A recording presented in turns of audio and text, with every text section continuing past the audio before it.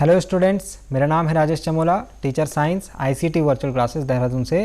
और स्टूडेंट्स, आज हम बात करने वाले हैं क्लास 10th के चैप्टर नंबर 1 रासायनिक अभिक्रियाएं एवं समीकरण। विद्यार्थियों, इस चैप्टर पे हम पिछले क्लासेस से भी बात कर रहे हैं। हमें 2 क्लास हो चुकी हैं इसके ऊपर बात करते करते। पहली क्लास में हमने ये देखा था कि दैनिक जीवन में हम रासायनिक अभिक्रियाएं देखते हैं, हम उन्हें महसूस करते हैं।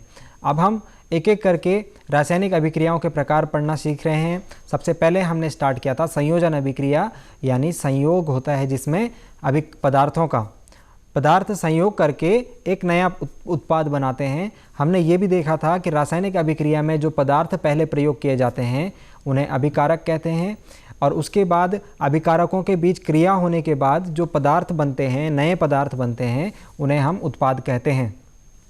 स्टूडेंट्स, हम सीधे उस पार्ट पर चलते हैं। कल हमने जहाँ पर लास्ट देखा था, हमने संयोजन अभिक्रिया को पूरी तरीके से समझ लिया था, उसका उदाहरण हमने देख लिया था। उसके उदाहरण में मैंने आपको संगमरमर का रासायनिक सूत्र बताया था, और मैंने आपको एक चीज़ और बताई थी कि किस प्रकार से जो चूना है, बुझा हुआ चूना, किस प्रकार से अनबुझा चूना जो है वो बुझे हुए चूने में किस प्रकार से परिवर्तित होता है, क्या उसकी अभिक्रिया होती है, क्या क्या अवस्थाएं होती हैं, ये सब हम कल ये सारी चीज़ें डिस्कस कर चुके हैं।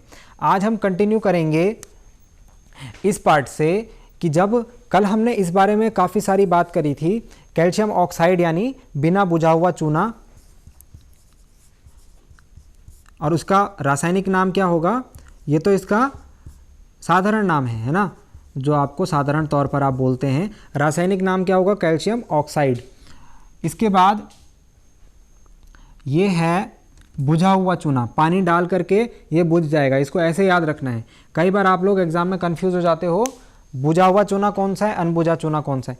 ये अनबुझा चूना है, जब आप इसमें पानी डाल देंगे तो ये बुझ जाएगा, ठीक है।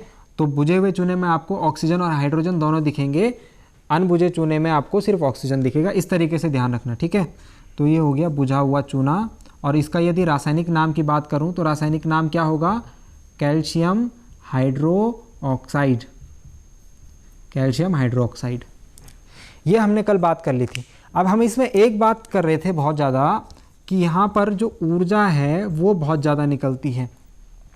सपोज़ आपने बाल्टी में, आपको नॉलेज नहीं थी और आपने क्या करा, एक बाल्टी में आपने ये बिना बुझा हुआ चूना डाला और उसमें एकाएक काफ़ी मात्रा में पानी आपने डाल दिया, तो ये क्या हो गया, हमें पता था, कल हम ये बात पढ़ रहे थे, एक संयोजन अभिक्रिया है और इस अभिक्रिया में हमको पानी धीरे धीरे मिलाना है। ये 2 बातें मैंने आपको ध्यान रखने के लिए कही थी, धीरे धीरे मिलाना है। और ये बाल्टी कैसे होनी चाहिए, लोहे की बाल्टी होनी चाहिए। अब आपने लोहे की बाल्टी में तो चलो इसे रख दिया, लेकिन पानी आपने धीरे धीरे नहीं मिलाया, एकाएक मिलाया। इससे क्या होगा, इससे ये होगा कि ये जो अभिक्रिया हुई है ये होगी तीव्र गति से, मतलब एकाएक इसकी गति क्या हो जाएगी, तेज हो जाएगी। और अभिक्रिया में जो ऊर्जा निकलने वाली ऊर्जा है ये क्या हो जाएगी, अत्यधिक हो जाएगी। जब ये ऊर्जा अत्यधिक हो जाएगी तो क्या हो सकता है, ये अनकंट्रोल हो सकती है, और हो सकता है कि ये हमारे शरीर के ऊपर भी ये जो ऊर्जा है, जो ऊष्मा है, वो चूने के साथ हमारे शरीर के ऊपर गिर जाए और उसे हानि पहुंचा सके।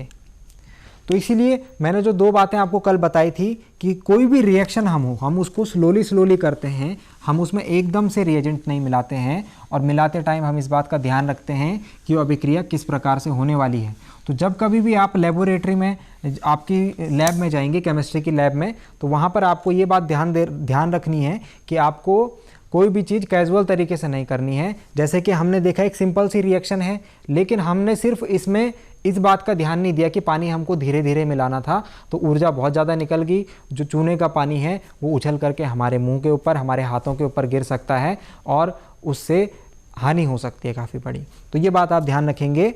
अब फिलहाल वापस रिएक्शन पर आते हैं। यहाँ पर हमने क्या कहा, यहाँ पर अत्यधिक मात्रा में ऊष्मा भी निकली। इस अभिक्रिया में अत्यधिक मात्रा में ऊष्मा का उत्सर्जन भी हुआ। तो इस अभिक्रिया को हम एक नया नाम देते हैं, वो नाम है ऊष्माक्षेपी अभिक्रिया। ऊष्माक्षेपी अभिक्रिया। तो ऊष्माक्षेपी अभिक्रिया कौन सी अभिक्रिया हो जाएंगी स्टूडेंट्स, सिंपल, वे अभिक्रियाएं जिनमें अभिकारकों से उत्पाद बनने के बाद ऊर्जा का या ऊष्मा का भी उत्सर्जन होता है, ऊर्जा या ऊष्मा भी जनरेट होती है, उसे हम कहते हैं ऊष्माक्षेपी अभिक्रिया। ठीक है, तो आप यहां पर लिखेंगे जिन अभिक्रियाओं में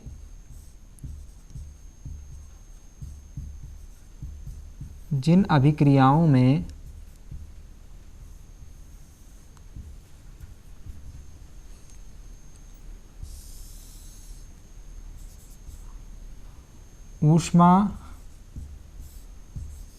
का उत्सर्जन होता है, यानी ऊष्मा बनती है, जेनरेट होती है अपने आप। यहाँ तो आपने गर्म नहीं करा ना बर्तन को, लेकिन बाद में हमें गर्मी दिखी बर्तन के सतह पर, तो ऊष्मा का उत्सर्जन होता है।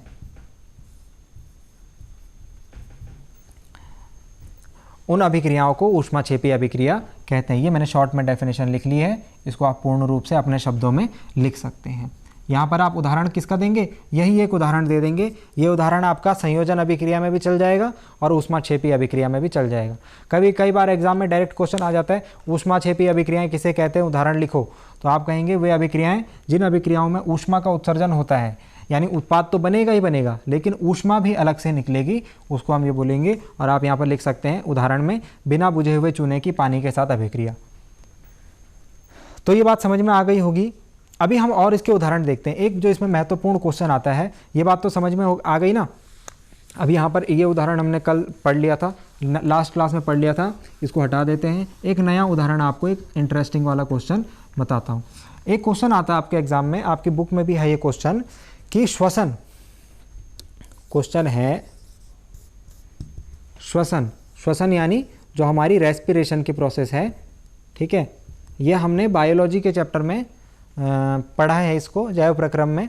ठीक है, श्वसन एक ऊष्माक्षेपी अभिक्रिया है।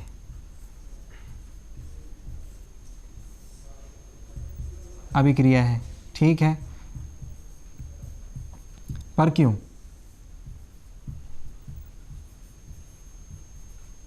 ये आपकी बुक का क्वेश्चन है, इसको हम सॉल्व करते हैं।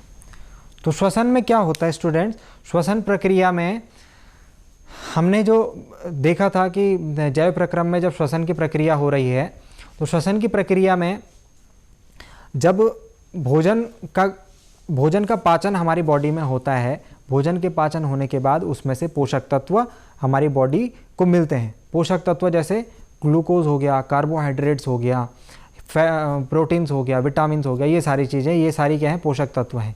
हम खाना खाते हैं ना, हम रोटी खाते हैं, तो रोटी में से हमारी बॉडी को क्या चाहिए होता है, कार्बोहाइड्रेट्स चाहिए होते हैं, है ना, ग्लूकोज चाहिए होता है। या फिर हम कोई जूस पीते हैं तो उसमें से हमें विटामिन चाहिए होते हैं। तो मतलब कि हमारी बॉडी के लिए इन चीज़ों की आवश्यकता है। तो जब ये पाचन की पूरी प्रोसेस में, डाइजेशन की पूरी प्रोसेस में, लास्ट में जब हमारे पास कार्बोहाइड्रेट्स बन जाते हैं या फिर ये विटामिन्स मिनरल्स बन जाते हैं, वहाँ पर जो कार्बोहाइड्रेट्स है, सपोज ग्लूकोज हम ले लेते हैं, ग्लूकोज जो एनर्जी का सोर्स है, एक हम पोषक तत्व ले लेते हैं ग्लूकोज को। ग्लूकोज क्या होता है, ग्लूकोज का बॉडी के डिफरेंट पार्ट्स तक पहुंचाना होता है, उसका विखंडन करके। ये काम कौन करता है, ये काम हम श्वसन प्रक्रिया में देखते हैं। पाचन प्रक्रिया में तो यहाँ तक हो गया, ग्लूकोज प्राप्त हो गया, उसके आगे की कहानी क्या, बॉडी के डिफरेंट पार्ट्स में वो कैसे पहुँचेगा। तो उसके लिए हम श्वसन प्रक्रिया, हम सांस लेते हैं, ऑक्सीजन लेते हैं, कार्बन डाइऑक्साइड छोड़ते हैं, वो ऑक्सीजन हमारे ब्लड में घुलती है और ब्लड में वो कैरियर बन के बॉडी के डिफरेंट पार्ट्स तक उसको पहुंचाती है, जो भी एनर्जी है। ये बात आप समझ रहे हैं ना। तो इसमें क्या होगा, ग्लूकोज यानी ग्लूकोज का सूत्र C6H12O6।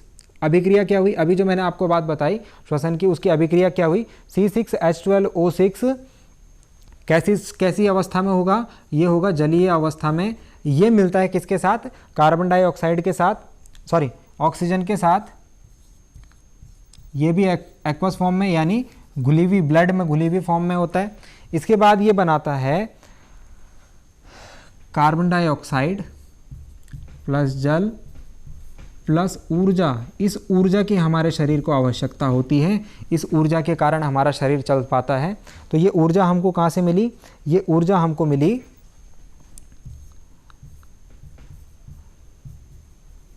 ये अवस्थाएं लिखनी है आपको और इनके नीचे नाम लिखने हैं। ये दो चीज़ें तो मैंने ज़रूरी बताया था, तो चलिए लिख लेते हैं पहले, फिर आगे बात करेंगे। ये हो गया ग्लूकोज, ठीक है, ये हो गया ऑक्सीजन, ये कार्बन डाइऑक्साइड, ये जल, और ये एनर्जी।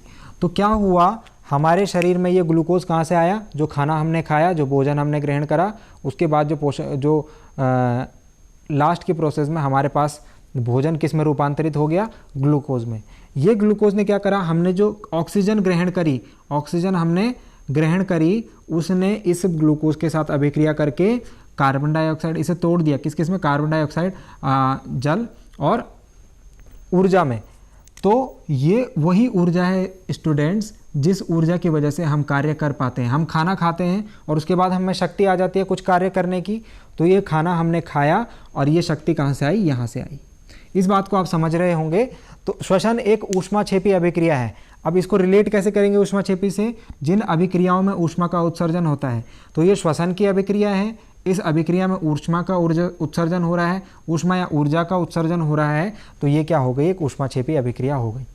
समझ गए स्टूडेंट्स? इस बात को आप समझा सकते हैं कि श्वसन को ऊष्माक्षेपी अभिक्रिया क्यों कहते हैं? क्योंकि श्वसन प्रक्रिया के दौरान हमारे पास ऊर्जा का उत्सर्जन होता है, जिसकी आवश्यकता हमारे शरीर को होती है, इसीलिए श्वसन को एक ऊष्माक्षेपी अभिक्रिया कहते हैं। इसके बाद स्टूडेंट्स हम नेक्स्ट टाइप की जो अभिक्रिया पढ़ेंगे वो है संयोजन का विपरीत। तो संयोजन में क्या हो रहा है? संयोजन में अभिकारक क्या हो रहे हैं? मिल करके एक उत्पाद बना रहे हैं। वियोजन में क्या होगा? एक उत्पाद टूट करके अलग अलग, मतलब एक अभिकारक टूट करके अलग अलग उत्पाद बनाएगा, तो वो वियोजन अभिक्रिया हो जाएगा। इसमें आपको दिमाग में एक बात रखनी है, जब आपको किसी चीज़ को तोड़ना है तो उसको तोड़ने के लिए ऊर्जा की आवश्यकता होगी ही होगी। बिना ऊर्जा की आवश्यकता के आप उसे नहीं तोड़ सकते। तो आपको यहाँ पर ऊर्जा अलग अलग तरीके से, या तो आप उसे गर्म करेंगे, या तो आप उसका टेम्परेचर रेज करेंगे, है ना, या तो आप उसको एक प्रकार से, या तो आप उसको लाइट देंगे, प्रकाश उपलब्ध कराएंगे, तो प्रकाश की उपस्थिति में भी ये वियोजन होता है। या तो आप उसे विद्युत के हेल्प से, इलेक्ट्रिसिटी की हेल्प से उसका वियोजन करेंगे। तो ये अलग अलग प्रकार से वियोजन होता है। इनको अब हम देखेंगे। पहले प्रकार की अभिक्रिया पूरी तरीके से कंप्लीट हो गई है, जिसमें हमने ऊष्माक्षेपी अभिक्रिया को भी देखा। हमने एक बहुत ही इंपॉर्टेंट रिएक्शन जो श्वसन की अभिक्रिया है, इसको भी देखा। श्वसन अभिक्रिया आप देख लीजिए, ये एक संयोजन अभिक्रिया नहीं है, ये सिर्फ एक ऊष्माक्षेपी अभिक्रिया है, इसको ध्यान रखना। नेक्स्ट हम पढ़ेंगे सेकंड, वियोजन अभिक्रिया। तो जैसे कि मैंने बताया, वियोजन अभिक्रिया की हम सीधे परिभाषा लिखते हैं। अगर आपने संयोजन अभिक्रिया को सीखा होगा अच्छे तरीके से, तो आपको ये भी समझ में आ जाएगा और ये भी उतना ही आसान है। तो वियोजन अभिक्रिया नंबर सेकंड, वियोजन, इसको हम बोलते हैं डिकम्पोजिशन।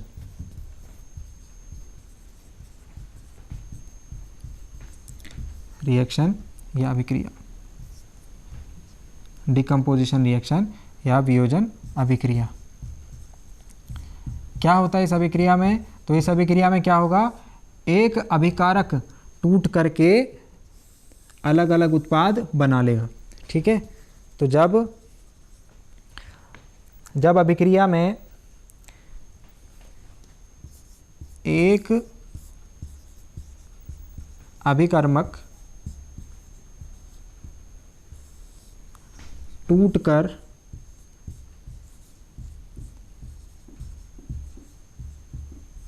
अलग अलग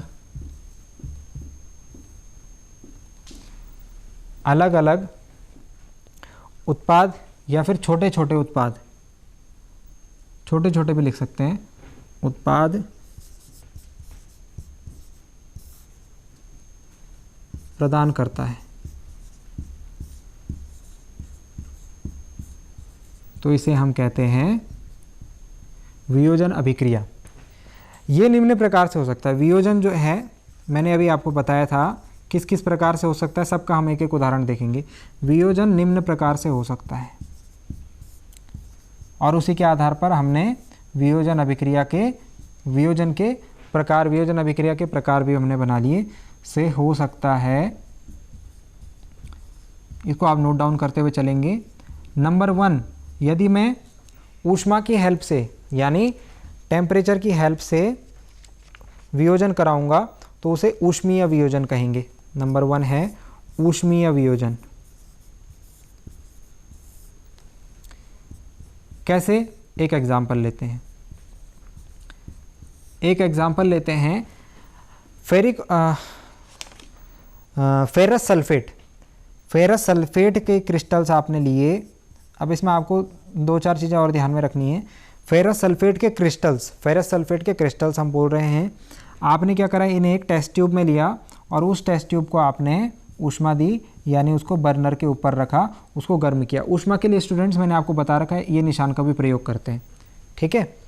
तो आपने क्या करा, फेरस सल्फेट के क्रिस्टल्स लिए, फेरस सल्फेट के क्रिस्टल्स एक परख नली में डाल करके उसको ऊष्मा दी, तो ये टूट जाएगा। ये क्या हो जाएगा? टूट जाएगा। किस किस में टूटेगा?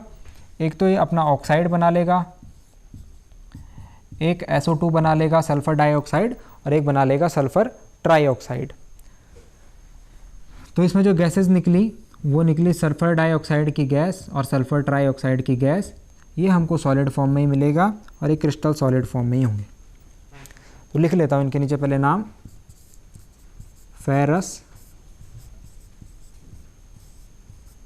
सल्फेट क्रिस्टल्स हैं ये हरे रंग का होता है स्टूडेंट्स। अभी इसके बारे में एक और इंटरेस्टिंग बात बताएंगे। ये हरे रंग का होता है।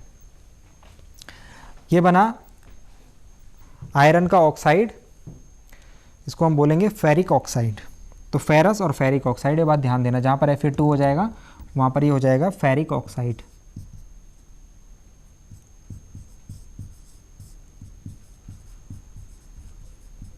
इसका रंग हरा नहीं होता पर, ठीक है।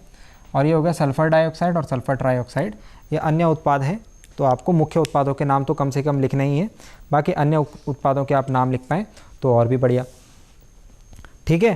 तो ये एक कैसा वियोजन हो गया? ऊष्मीय वियोजन। ऊष्मीय वियोजन क्यों हो गया? क्योंकि ऊष्मा की मदद से हमको इसको तोड़ना पड़ा। अगर हम इसको गर्म नहीं करते तो ये टूटता नहीं, ठीक है।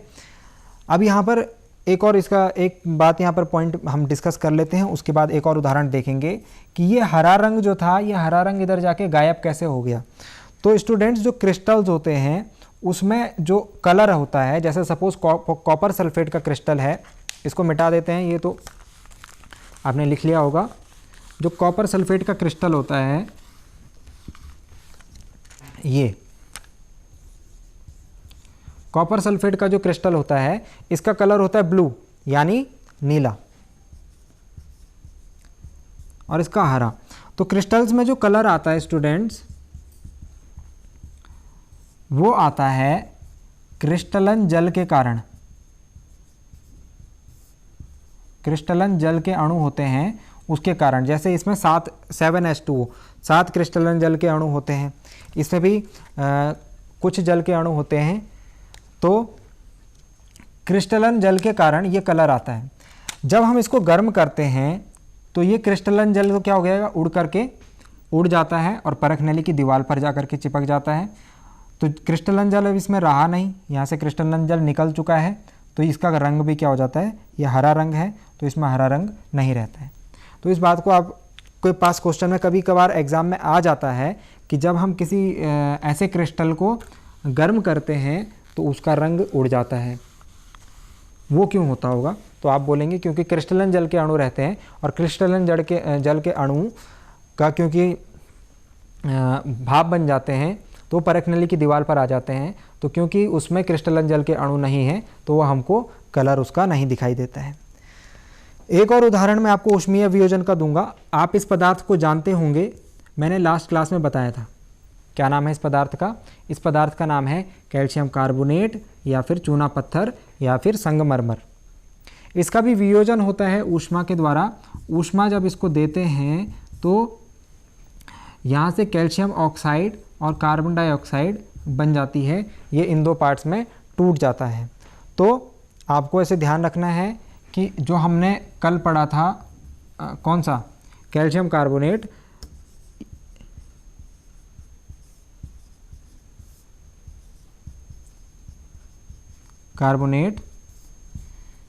इसको अगर ऊष्मा देंगे, यदि गर्म करेंगे तो इसका भी वियोजन हो जाएगा। ये अकेला है, ये दो उत्पादों में टूट गया तो कैल्शियम ऑक्साइड, यानी इसका नाम बिना बुझा चूना। ये याद रखना है स्टूडेंट्स आपको, मैं बार बार इस बात को इसलिए बोल रहा हूँ क्योंकि एग्ज़ाम में पूछा जाता है और आप इसमें कंफ्यूज कर जाओगे। CO2 मतलब कार्बन डाइऑक्साइड गैस। तो स्टूडेंट्स ऊष्मीय वियोजन तो आपको समझ में आ गया होगा। इसके बाद में नेक्स्ट पॉइंट, उसके बाद सेकंड, हम दूसरे तरीके से वियोजन कर सकते हैं। ये बिना बुझा चूना इंपॉर्टेंट है, इसका उपयोग हम कर सकते हैं। सीमेंट बनाने में इसका उपयोग किया जाता है, ये बात भी ध्यान रखनी है। सीमेंट के उद्योग में बिना बुझे चूने का यूज़ किया जाता है। चलिए नेक्स्ट टाइप का वियोजन देखते हैं। ऊष्मीय वियोजन समझ गए, जब वियोजन को हम करेंगे ऊष्मा प्रदान करके, किसी पदार्थ को हमने ऊष्मा दी और वो टूट गया, उसने अलग अलग उत्पाद बना लिए, तो वो हो गया ऊष्मीय वियोजन। इसके बाद नेक्स्ट प्रकार का वियोजन हम पढ़ते हैं प्रकाशिक वियोजन। प्रकाश की उपस्थिति से जो वियोजन होगा, तो इसका सेकंड पार्ट। इससे पहले हम तापीय वियोजन पढ़ लेते हैं, मतलब टेम्परेचर की तापीय वियोजन। तापीय वियोजन का उदाहरण है स्टूडेंट्स लेड नाइट्रेट, इसको लेड नाइट्रेट बोलते हैं। Pb मतलब लेड, NO3 मतलब नाइट्रेट। लेड नाइट्रेट को जब हम ताप करते हैं, इसका टेम्परेचर रेज करते हैं, तो ये लेड ऑक्साइड में टूट जाता है। इसके अलावा NO2 और O2 ये दो उत्पाद भी बनाता है। इस रिएक्शन को पहले बैलेंस कर लेते हैं, इनके स्टेट लिख लेते हैं।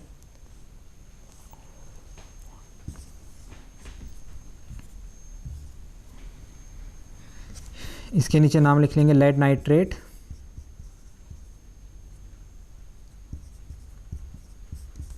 ये हो गया लेड ऑक्साइड,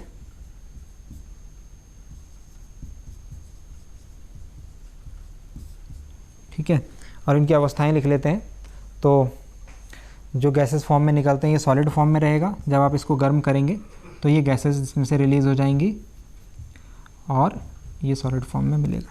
होता क्या है, जब आप लेड नाइट्रेट को गर्म करते हो तो आप परख नली के अंदर जब लेड नाइट्रेट को डाल करके उसका तापन करेंगे तो आपको एक भूरे रंग का धुआं दिखाई देगा, भूरे रंग का धुआं। तो भूरे रंग का जो धुआं है वो इस गैस के कारण होता है NO2, ठीक है, नाइट्रस ऑक्साइड, इसके कारण होता है भूरे रंग का धुआं। तो ये एक तापीय वियोजन है, आप इसमें लिखेंगे जब वियोजन जो है ताप यानी टेम्परेचर से की हेल्प से किया जाता है, ताप को बढ़ा करके, तो वहाँ पर जो वियोजन होता है उसको तापीय वियोजन। ये लेड नाइट्रेट को हमने तापन किया तो हमको लेड ऑक्साइड मिला और एक भूरे रंग का धुआं दिखा। तो भूरे रंग का धुआं क्या है, ये नाइट्रस ऑक्साइड का, NO2 का। इसके बाद एक और प्रकार का वियोजन जो है प्रकाश की उपस्थिति से, प्रकाश के कारण, तो ये हो गया प्रकाशिक वियोजन या प्रकाश वियोजन। प्रकाश वियोजन में क्या होगा, सिंपली हम क्या करेंगे, सूर्य के प्रकाश की उपस्थिति में वियोजन करेंगे। तो एक एग्जांपल लिख लेता हूँ जो कि इजी है, AgBr silver bromide. Silver bromide को आप सूर्य के प्रकाश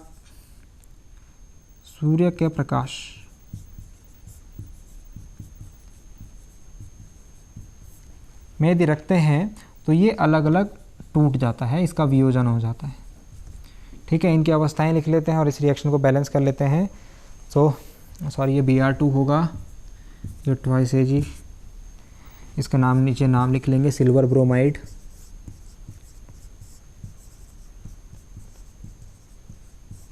ये हो गया सिल्वर और ये हो गया ब्रोमीन। इनकी अवस्थाएं जो होंगी, सॉलिड, ये सॉलिड होगा और ये गैसेस फॉर्म में होता है। तो ये अभिक्रिया भी क्या है, एक प्रकार की वियोजन अभिक्रिया है। इसमें प्रकाश की हेल्प से, सूर्य के प्रकाश की हेल्प से वियोजन हो रहा है। सिल्वर ब्रोमाइड दो पार्ट्स में टूट गया, सिल्वर और ब्रोमीन, ठीक है। इस अभिक्रिया को आपने देखा होगा ब्लैक एंड वाइट फोटोग्राफी में। ब्लैक एंड वाइट फोटोग्राफी जो पहले होती थी उसमें आपने देखा होगा कि नेगेटिव के ऊपर ये सिल्वर ब्रोमाइड लगा करके उसको धूप में रख देते थे, तो वहाँ से फोटोग्राफी यदि पहले के टाइम में आपने देखा होगा तो वहाँ पर हम इस चीज़ का प्रयोग करते थे। आज की डेट में तो यूज़ नहीं होता, डिजिटल कैमराज आ गए हैं। तो ब्लैक एंड वाइट फोटोग्राफी में हमें सिल्वर ब्रोमाइड का ये वाली रिएक्शन की हेल्प से करते थे, जो भी ब्लैक एंड वाइट फोटोग्राफी होती थी। वियोजन अभिक्रिया के भी इतने प्रकार हैं। अब यहाँ पर आपको एक और बात ध्यान देनी है कि इन वियोजन अभिक्रियाओं में हो क्या रहा है।